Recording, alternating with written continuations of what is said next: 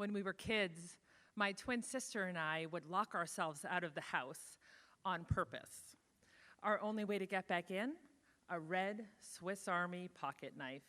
You see, MacGyver was a childhood hero of ours. We grew up on a small farm in southern New Hampshire. My parents and my sisters and I, we raised our own food. We recognized the meat and the vegetables that were on our plates every night when we gathered around the dining room table for supper. And it was on that farm that I realized I had a deep and passionate love for animals. All animals, big and small, I loved all of them. And it was also there on that farm that I recognized that even though I had a lot of growing up to do, that eventually I wanted to make my way back to farming. And in 2012, I did it. I found my dream farm. It was on a steep hillside on a dead-end dirt road in Heath, Massachusetts. I was going to become a heathen.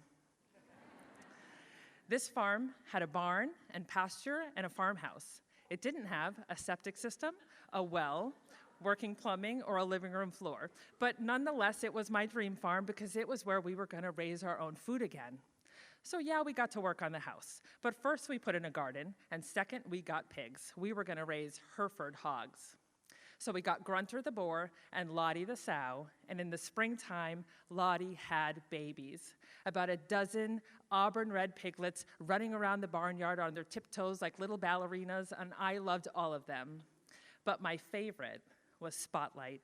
She had a bright pink nose and a big black spot on her side and a personality bigger than this whole world. I adored her. Spring turned to summer, turned to fall, turned to winter.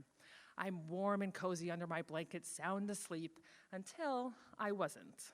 A sound unlike any sound I'd ever heard before trumpeted through the night sky, waking me up from a sound sleep. This was a sound you couldn't unhear once you'd heard it. It was the sound of a screaming pig. Like any good parent, I was up and out the door, a streak of red and black plaid, mud boots and a headlamp. I was down to that barn and over that pig fence in the pig pen to see what was the matter. And then my flashlight found Spotlight, and she was hurt, and she needed help. I ran to her. It looked like her shoulder had been severed, like a grapefruit cut in half, hanging from her body. Maybe she'd been on the wrong side of the boar's tusks, sharp like razor blades. No matter how it happened, I had to fix it, and fast. I ran to the barn, and I thought to myself, what would MacGyver do? He'd get duct tape. So I got duct tape and gauze and iodine, and I ran back to Spotlight. Now she trusted me, so she stood still while I sandwiched her between my legs, and I gently lifted her shoulder back in place, and I started to tape. 1, 2, 3 times around her girth, 1, 2, 3 times around her chest, and I looked at what I had done, and I thought, this might work. So I nestled her into a corner of the pig pen, bedded down in golden yellow straw, warm for the night, and I went to bed. Now, I didn't sleep very much that night, but at first light, I called the doc. Bring, bring. Hello.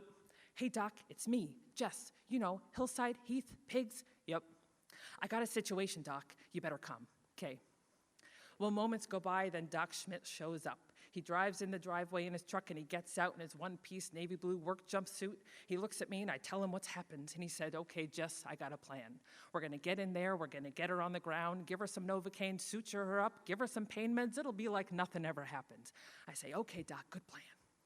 So we go into the pig pen. But as I said, Spotlight trusted me. She didn't know Doc. And she gave him one hell of a time. As much as he tried, she would not stay still. And he was getting tired. I heard his breathing start to labor, and then I saw sweat beading up on his brow, and eventually he had to take a break. He leaned back, and then he looked closely at Spotlight, and then kind of up quizzically at me, and then back at Spotlight, one more time at me, and he said, you know what, Jess? You've done a darn good job here. And he stood up, and he looked at me, and he said, I think we're going to leave well enough alone. I said, okay, Doc, good plan. So as he drove away from the farm that day, I was reminded of my favorite quote by Teddy Roosevelt. Do what you can with what you have where you are. That is what farmers do every single day. But on this day, I think even MacGyver would have been proud.